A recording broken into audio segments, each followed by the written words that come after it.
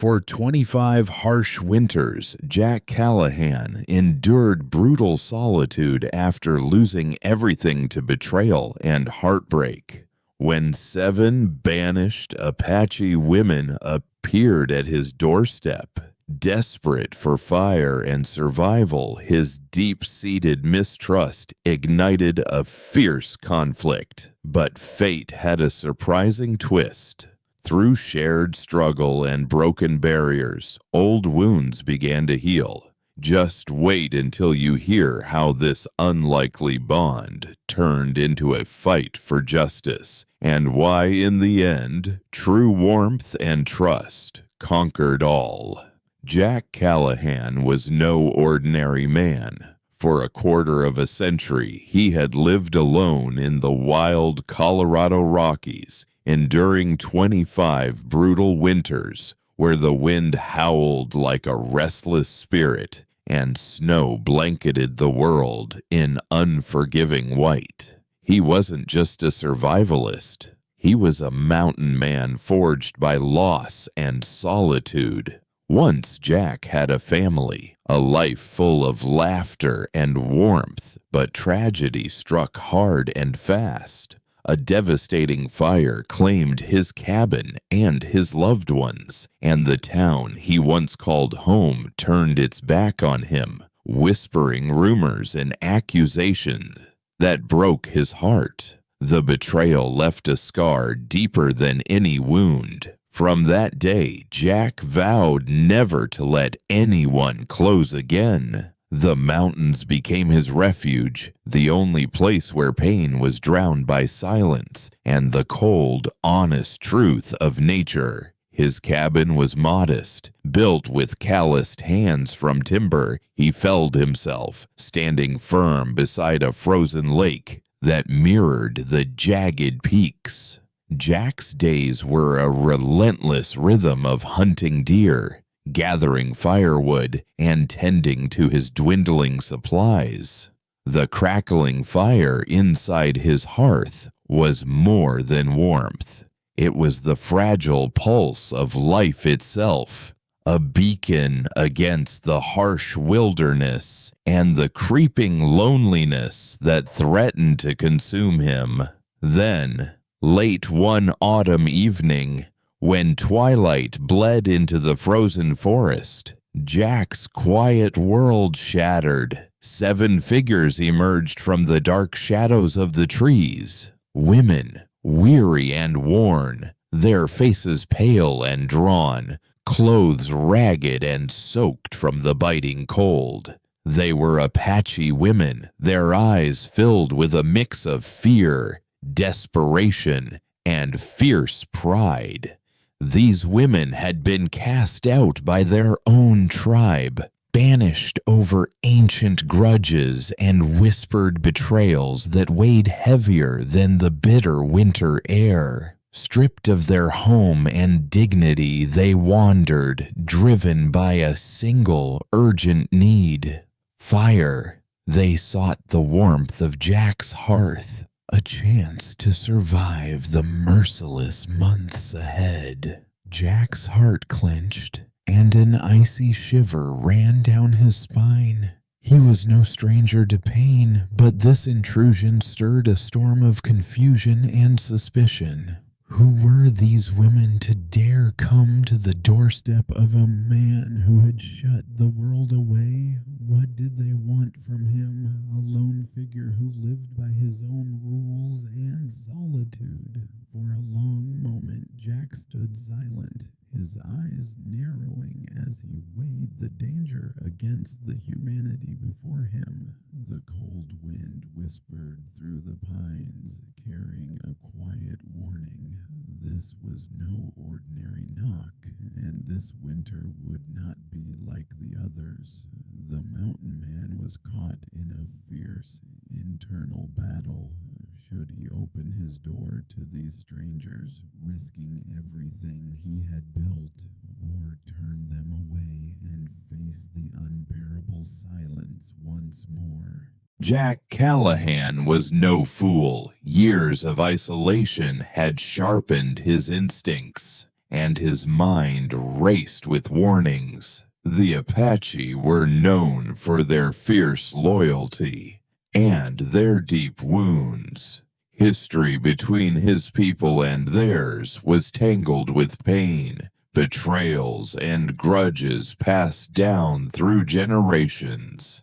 A dark storm brewed inside Jack, a bitter hatred not just toward the strangers on his doorstep, but toward the cruel twist of fate that forced their paths to cross. To open his door to them meant risking everything. The fragile peace he had fought so hard to carve from the wilderness, the safety of his sanctuary, and perhaps even his own life.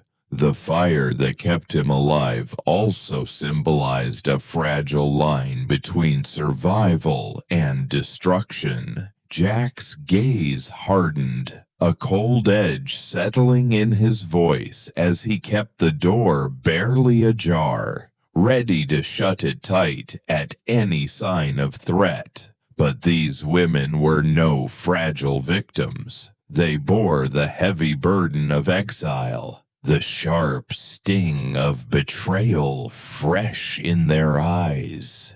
They hadn't come to plead. They came to claim what they needed to live. Their voices, firm and unyielding, carried the weight of pride that refused to bow even before a stranger's cold judgment.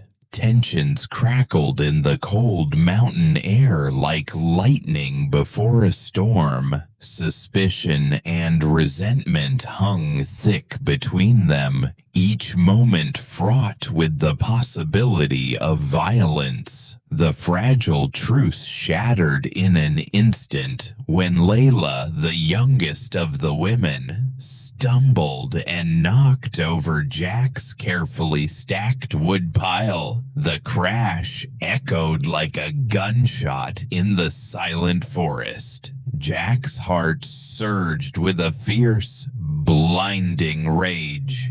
He gripped his axe tightly, muscles tensed, ready to defend what little he had left. In their eyes, he saw not just strangers, but a threat, a breach of his solitude, a challenge to his hard-won peace. The women flinched, their own defenses rising, voices sharp with anger and warning. In that charged moment, two worlds collided, a man broken by loss and hardened by solitude, and a group of women fighting against exile and death. Neither side willing to yield, each fueled by a storm of emotions, fear, anger, and a desperate need to survive. The mountain man's breath came hard in the chill night air as the fire flickered uncertainly between them, a fragile promise of warmth amid the cold shadow of distrust. Jack's fury, once a burning wildfire, slowly sharpened into a fierce determination. He wasn't about to surrender his hard-earned sanctuary to strangers, no matter how desperate they seemed. Yet as the merciless winter deepened, even his rugged body began to feel the weight of the cold's relentless grip. The women, too, showed signs of exhaustion, their faces pale from hunger and frost. The nights were long and cruel, and the firewood, their lifeline, was dwindling fast. The small blaze that had once offered comfort now flickered weakly against the biting wind, threatening to go out with every gust. The fire was no longer just a source of warmth. It was a symbol of survival, a fragile thread tying them all together. Around that fragile fire, a battle raged, not just of strength or wills, but of sheer will to live. Jack and the women, especially Layla, came to understand that their conflict wasn't rooted solely in distrust or old wounds, but in the raw, primal struggle against the unforgiving cold. The fire's glow revealed more than faces. It revealed shared fears, hopes, and a longing to endure. As the days passed, something unexpected began to thaw. Old grudges melted away like snow under the sun's gentle warmth. The anger that had once burned so fiercely was replaced by moments of fragile understanding. The walls between them, built high with suspicion and pain, started to crumble. For the first time in what felt like an eternity, Jack's heart opened just a little. He listened as the women spoke softly of their exile, their lost homes, and the harsh judgments that had cast them out. In turn, he shared his own story, the heartbreak of loss, the scars left by betrayal, and the loneliness of a life lived apart from the world.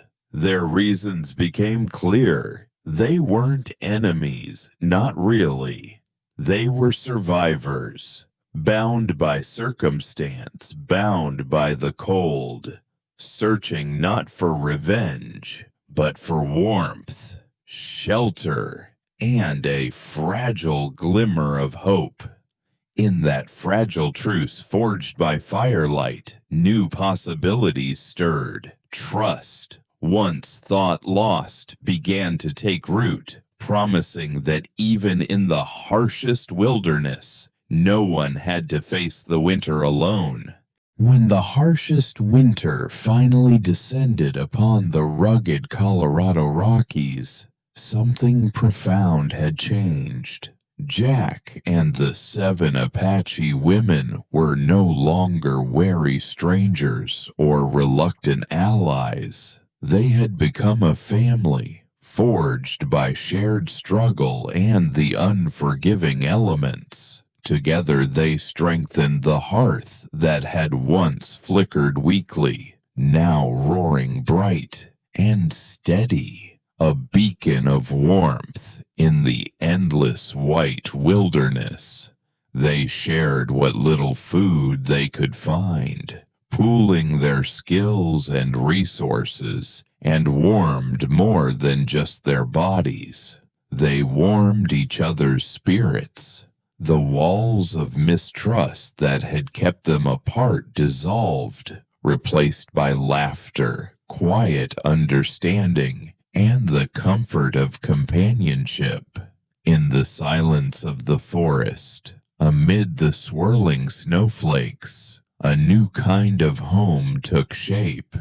Jack reflected on the bitter injustices that had driven him into isolation, the betrayals in the town, the losses that had shattered his heart. He saw clearly now that the women carried their own scars of exile and rejection, branded by old grudges and harsh judgments from their own tribe. Yet here in the wilderness, those wrongs found no place to thrive. Here, strength of spirit and the courage to forgive mattered more than past wounds. As the blizzard howled outside, shaking the sturdy walls of the cabin, the firelight danced across their faces, soft and golden. In that flickering glow, Jack felt something deeper than any solitude could offer. A profound satisfaction, not from living alone, but from belonging.